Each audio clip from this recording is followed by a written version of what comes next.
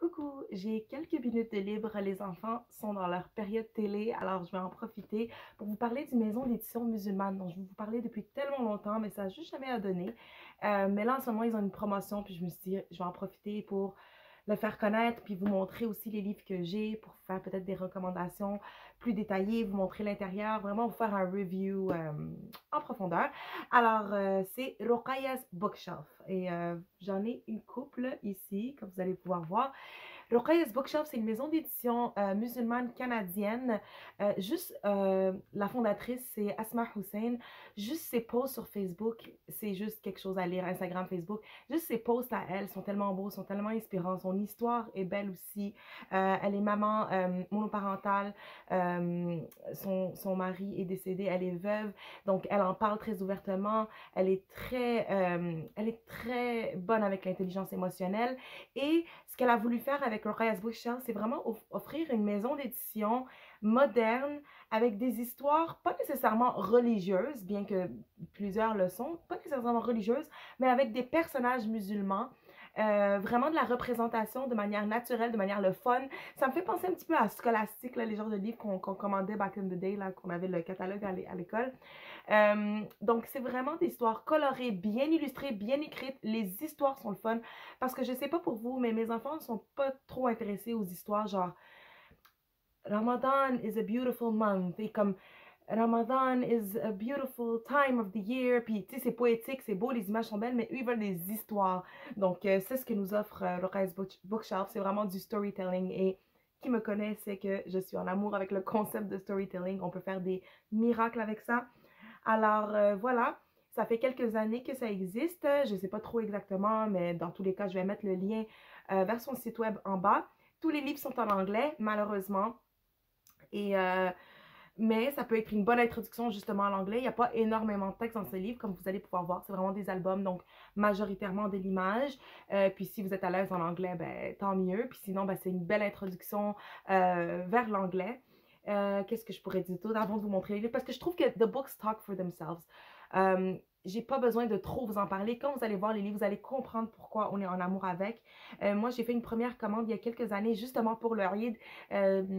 Je donne à mes enfants tout le temps au Eid quelque chose de nouveau à lire et j'en avais donné un chacun à mes enfants et puis après on est tellement tombés en amour que lors de notre voyage en Ontario, la première fois je les avais commandés, mais en Ontario je les avais trouvés là-bas, puis j'avais comme tout acheté ce qu'il y avait parce que je suis jamais déçue. Moi je dis tout le temps avec Roqaya's Bookshelf, il n'y a pas un livre, il y en a peut-être un ou deux qui sont moins des préférés, mais je pense qu'ils pourraient plaire à d'autres personnes, peut-être juste pas à nous. Alors, je vais arrêter de blablater et je vais vous montrer quelques-uns de nos préférés et d'autres juste comme ça. Alors, notre peut-être préféré, c'est Basira the Basketballer says Inch'Allah. Déjà, on voit la représentation. Donc, c'est écrit par une personne noire musulmane. Et puis, l'histoire est juste tellement le fun. C'est l'histoire de Basira qui adore jouer au basketball. Elle est super bonne aussi. Donc, elle veut devenir la leader de son équipe de basket. Et elle veut devenir, c'est ça, la capitaine de l'équipe. Et elle dit, oh, c'est sûr, c'est moi la meilleure, c'est moi qui va l'être. Puis là, son père lui dit, ben, dis Inch'Allah, parce que tu sais jamais. Même si c'est toi qui score le plus, tu sais jamais. Et donc, elle se dit, c'est quoi Inch'Allah? Donc, c'est le concept de Inch'Allah. Il lui dit, ben, si Dieu le veut. Alors, elle décide d'aller à l'école le lendemain et tester le mot Inch'Allah. Elle décide de dire Inch'Allah avant son examen, à la 100%. Inch'Allah qu'il reste du dessert à la cafétéria. Il restait du dessert. Inch'Allah, que vous voyez le genre, tout marche. Fait que là, elle dit, ah ben là, c'est sûr, ça va marcher. Je vais dire, Inch'Allah, je vais devenir capitaine.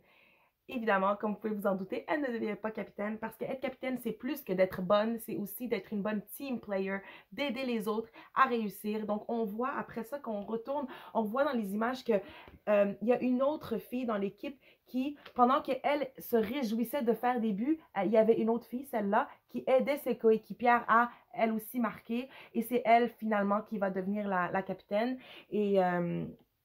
Et voilà, alors à toute une réaction. J'aime aussi que le livre nous montre le papa dans le rôle du parenting ici. En tout cas, c'est juste parfait comme livre, là. Il n'y a juste pas mieux en termes de toutes les sortes de représentations. Je le recommande fortement. Alors, Basira the Basketballer says Inch'Allah. Ensuite, on a un classique de Ramadan chez nous, Who Will Help Me Make Iftar? Alors, c'est l'histoire de cet homme qui organise à chaque année un repas de Iftar, lui et sa femme. Mais là, ça fait même malade cette année-là et il doit le faire tout seul et il fait le tour du quartier. Qui peut m'aider? Qui peut m'aider? Personne ne se propose pour l'aider. Il fait tout seul, les gens se sentent mal et il se propose à la fin pour l'aider, au moins à laver la vaisselle. Mais c'est vraiment une belle histoire, des belles discussions et parfait pour ressortir à Ramadan. C'est un livre que je cache le reste de l'année. J'essaie d'aller vite parce que j'ai tellement de choses à vous montrer.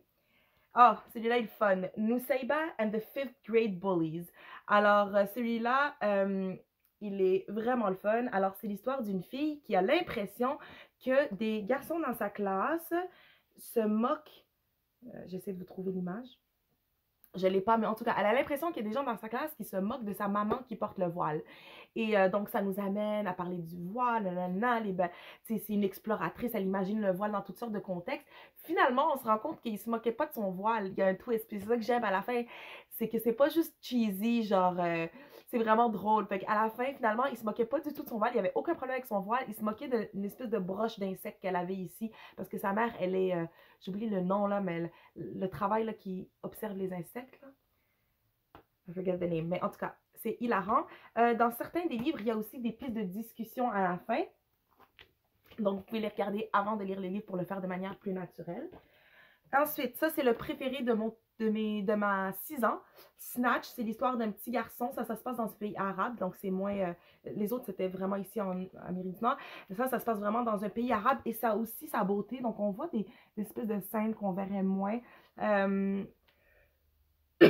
Donc, ça se passe dans un pays arabe. Et puis, c'est pas important, je vais juste vous le mentionner. C'est l'histoire de ce garçon qui se laisse tenter et vole un petit morceau de baklawa du vieux monsieur qu'on a vu. Et finalement, il est hanté par le remords et il va en parler à sa mère. Et pour se rattraper, il décide de faire un gros pâteau de baklawa pour le monsieur. Et voilà. Mais l'histoire est vraiment le fun. Encore une fois, les images sont belles, il se sent coupable, il va essayer d'y en acheter d'autres à la pâtisserie, mais il n'y en a plus. Il fait même un cauchemar de ça. Puis finalement, c'est un petit chat qui se fait accuser d'avoir mangé le baklawa alors que c'était lui. C'est ça. Mich mich. Donc voilà pour Snatch. Je vais essayer d'aller plus vite. The Great Hair Exchange, c'est l'histoire de deux jumelles. Une a les cheveux lisses, une a les cheveux frisés. Et les deux voudraient avoir les cheveux de l'autre. Alors pour une journée, elles se changent les cheveux, elles changent de classe, elles changent de vie. Et elles voient que finalement, elles préfèrent leur vie, leur identité. C'est vraiment cool. Si vous avez des jumelles, si vous avez des filles, si vous avez... Il y a toutes sortes d'explorations possibles avec cet album-là. Je l'ai vraiment aimé. Mes filles l'ont vraiment aimé aussi. Spell It Like Summer, c'est l'histoire d'une réfugiée, si je me rappelle bien, syrienne, qui ne parlait pas du tout anglais au début de l'histoire et qui, à la fin, gagne une compétition de spelling bee, là, épellation. Et puis, voilà. Donc, elle réussit à gagner à la fin. Encore une fois, il y a les questions à la fin si vous voulez explorer tout ça. Très, très touchant, très joli. Je trouve que c'est ça, c'est subtil. C'est pas... voici, nous allons parler des réfugiés. Non, c'est juste l'histoire d'une petite fille qui vit sa réalité. Et c'est une histoire qui est tout autre, mais qui nous permet de rentrer un peu dans sa vie. Mon Dieu, il y en a tellement. Je vais aller vite. Ziad and the Gigantic Cloud. Désolée, j'ai la voix rauque et j'ai pas envie d'éditer cette vidéo parce que c'est pour ça en passant que je fais pas beaucoup de vidéos. C'est que le editing prend trop de temps. Puis si je peux faire du editing, je vais juste laisser faire puis pas la filmer. Fait que you know what? It is what it is. Vous allez m'entendre tousser, dire des Ben, c'est ça qui est ça. Zayd and the Gigantic Cloud. C'est Zayd qui passe une mauvaise journée parce qu'il voit tout du mauvais œil. Et c'est un peu en parallèle avec cette histoire-là aussi. Mr. Gamel's Gratitude Glasses, c'est des lunettes que quand tu les mets, tu vois la vie en rose. Donc, c'est vraiment de voir le bon côté des choses, dire Alhamdulillah, etc. Encore une fois, c'est pas extrêmement religieux comme histoire, mais ça permet de toucher à des concepts. The Bismillah Soup, ça c'est pour Ramadan aussi que je le garde. Ça c'est un peu la classique, là, de la soupe aux roches, je pense, la soupe aux cailloux, mais version islamique. Et ça se passe dans un pays, j'ai oublié quoi, en Somalie. D'ailleurs, il y a des mots de vocabulaire à la fin somalien. Alors, c'est ça, c'est l'histoire d'un petit garçon qui va chercher des ingrédients de tout le monde pour faire sa soupe, pour aider. The Secret Recipe Box, c'est ça je l'avais acheté, je ne l'ai pas encore lu à mes enfants parce que je veux faire un thème Palestine. Ça fait littéralement un an que je monte un dossier Palestine, mais j'ai jamais le temps de me concentrer, j'ai jamais le temps de le faire. Mais Inch'Allah, je vais faire un dossier Palestine et ça c'est un des livres que j'ai pris, j'en ai plusieurs et il faudrait que je vous revienne là-dessus. Mais de Rokhayah's Bookshelf, j'avais trouvé celui-ci. Alors c'est une fille qui accueille sa grand-maman de Palestine. Et puis voilà, il y a toute une histoire. Et finalement, 100 Flavors of Ice Cream. Ça, c'est un peu une imagination de qu'est-ce que pourrait être le paradis. Aux jeunes, là, on va voir ça et ça et ça. Et comme, c'est juste le fun. Mais c'est fait aussi, je sais pas comment vous l'expliquer, il faut vraiment le lire. C'est pas juste imaginer le jeune, c'est aussi une histoire qui se passe maintenant avec des parents, puis on les voit en train d'interagir. Donc, c'est vraiment joli comme histoire. Peut-être pas notre préféré, mais je le regrette pas l'achat. Puis je sais que je vais le ressortir puis je vais le relire. C'est tous des livres qu'on lit et relit. C'est vraiment des belles histoires, c'est le fun. Voilà. Voilà ce que... Je sais pas si j'en ai d'autres que... Il me semble que... Ah oui, j'en ai un autre qui est caché pour le Hajj. The Umbrella, The Green Umbrella. C'est une histoire qui a rapport au Hajj. Quelqu'un qui a comme un parapluie vert au Hajj. Et je sais pas, je pense que c'est tout ce que j'ai. Il m'en manque pas beaucoup. J'ai vraiment presque toute la collection parce que, voilà, j'aime trop. Mais il m'en manque quelques-uns. Alors, Inch'Allah, je vais peut-être moi-même profiter de ce 20% ou je vais attendre un prochain trip en Ontario. Et sur ce, si vous connaissez, dites-moi c'est quoi votre livre de Rokhayah's Bookshelf préféré. Comment aussi vous les abordez, les pistes de discussion qui ont pu en ressortir, ça m'intéresse vraiment.